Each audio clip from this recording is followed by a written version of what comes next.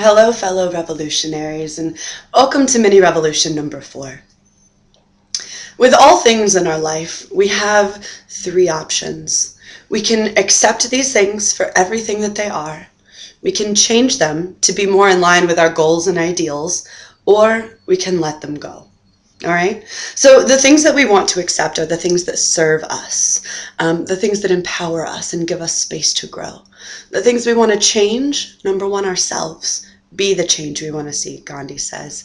And then we want to try to change everything else, but not other people, okay? And then we want to let go of everything else, those things that drag us down, that weigh us down, that hold us back from our own true selves and experiences. And what kinds of things am I talking about? I'm talking about things that have power in our lives, things like people, like toxic people, like disrespectful people, like codependent people who expect us to be responsible for getting all of their needs met and all of their emotions, okay? I could be talking about ourselves, our own belief systems that no longer serve us, or character traits that we've always written off as just the way we are, but is just the way we are really serving us? I'm talking about jobs, right? It's where we spend most of our time, but so many of us think that our jobs are uninteresting. We feel unappreciated and overworked. Why do we still go to those jobs?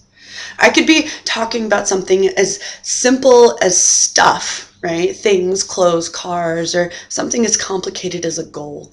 A goal might be a weird thing for a wellness coach to be telling you to let go of, but I've seen so many people set goals at this point in their life. And then when they get to this point in their life, realize that this goal is not where they want to go anymore, but they've set it and they feel some kind of societal obligation or familial obligation or the obligation from this little voice in their head that's telling them that they need to keep going in that direction, but that's not even the direction they want to live in, okay? I could also be talking about outcomes, right? We think that we know how we want a situation to end or to come out, but we have no idea. So, for example, I went on a few dates with this total babe that I met. I was crushing on them hard. We had about 5 dates. We were having a lot of fun, a lot of connection, but not a lot of sparks. So, after that 5th date, I asked them, I was like, so, are you actually attracted to me, like, romantically? And they were like, I don't know. And I think that they were just afraid to say no. That's okay though. And I told them it was okay. And I let go of my need to have a romantic relationship with that person. And I ended up with a really good friend. That might sound really cheesy, but this really good friend is known for throwing really great parties that all the queer babes in town come to. And so now I get to go to all the parties, all the queer babes, and it has turned out so much better that I'm not dating this person because now I'm talking to these people over here. And me and this person get to be wingmen for each other and like help us talk to the other ones. And we have so much fun together. It's really great. And it's all because I let go of a need for an outcome, right? I thought that I wanted this relationship structure, but this relationship structure serves us way better, right? So all of these things have power over us for one reason, and that one reason is because we consent to that control by telling ourselves, I can't. I can't change, I can't leave, I can't do, but you can. All you really have to do is choose to change. Okay, you have to make that decision in your brain, and then you can step into your own power and change.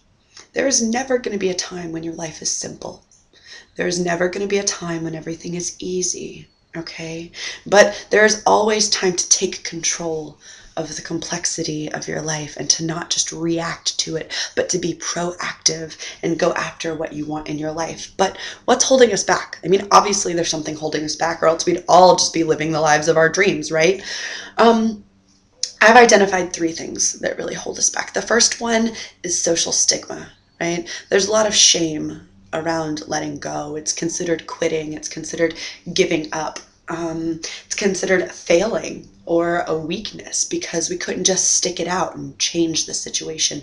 Because we couldn't do that, we're shamed into thinking that we're bad for walking away. Another reason is comfort, right? So many of us find comfort in an unhealthy situation that we're familiar with than the uncomfortable idea of the complete unknown. But let me tell you something, honey, that complete unknown has got so much magic waiting for you to spread sparkles all over your life. All you need to do is step into it and trust. The third thing that I've identified that really holds us back from letting go or change is that we want or often love that thing that is dragging us down, that thing that is holding us back. There's a small handful of people that I love dearly, that love me in return, desperately, achingly, but we can't be together. For one reason or another, our life paths don't line up right now. Our goals and intentions don't line up right now. We don't know how to communicate in a healthy way. And so we both accept that we can't be together. And it still aches. It still hurts. But if I let that aching and that hurt and that need overwhelm me, I couldn't get up and get out of bed in the morning, okay? I had to let go of the need to be with each of those people individually in order to move on with my life and to open up to experiences that really fit and are in line with where I want to go. So we can't accept it. We can't change it. We let it go. And I'm not just talking about walking away and throwing your hands in the air, okay? I'm talking about letting go responsibly. So what does that look like? It looks thoughtful. Looks considerate. Looks like you've weighed all of the pros and cons, like you've sought an outside objective opinion from a person or people that have no stakes in the situation or the relationship that you're looking to let go of, okay? You've really, really considered what you're doing and thought about the repercussions, okay? Letting go responsibly looks like honesty, okay? It's really easy to sugarcoat a situation, but have you really thought about how this is affecting your life and everything else that's going on with it? Be honest with yourself. Own what is yours and nothing else in every situation. Letting go responsibly looks like communication with yourself, journaling, thinking, talking out loud like a crazy person, okay? And with the other people involved, not just these people that you're processing with, but the people that are involved in the situation, communicating the why to them. You can't just walk away without saying anything. I have done this before and you regret it. Trust me. Joan Didion is an American author who has a great quote. It says, "I have already lost touch with a couple people that I used to be." And when I was researching for this video, I found that message and I thought that it was really powerful, but it didn't seem full to me. It didn't seem like a full message. So I looked up the entire quote, and Joan goes on to say, "We are well advised to keep on nodding terms with the people we used to be, whether we find them attractive company or not. Otherwise, they turn up unannounced and surprise us, come hammering on the mind's door at 4 a.m. of a bad night, demanding to know who deserted them, who betrayed them, and who is going to make amends." She says, "We forget all too soon the things we never thought we could forget." So negativity, I hate, XYZ, is not a part of responsible letting go. Longing, I miss, XYZ, is not a part of letting go. And regretting, if only I had done this differently, is not a part of responsibly letting go. Those are the things that stick to our bones, right? Those are the things that we can't let go of. So we have to do it right, right? We have to think it out. We have to communicate, and then we have to let it go. Because letting go makes room, right? It makes room for new people that are whole, exciting, and inspiring. It makes room for new places that are exciting and welcoming and validating to our experiences. It makes room for new us's who feel safer and more content in our experiences. It makes room for new jobs that reward our hard work and appreciate our creativity, that are inspiring and that challenge us in ways that we want to be challenged. And it makes room for outcomes that we could have never, ever expected, okay? So The thing about everything is that it doesn't last forever, right?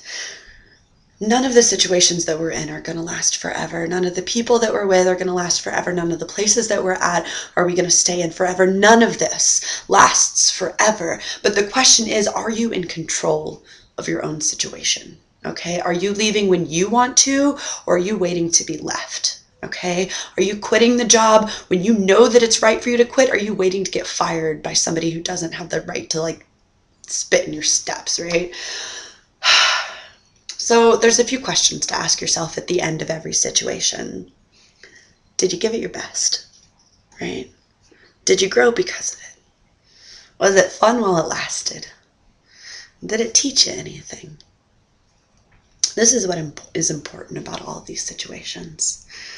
Accept, change, or let go. Step into your power and see what the universe has waiting for you. I hope you have an excellent week. I'll see you next week.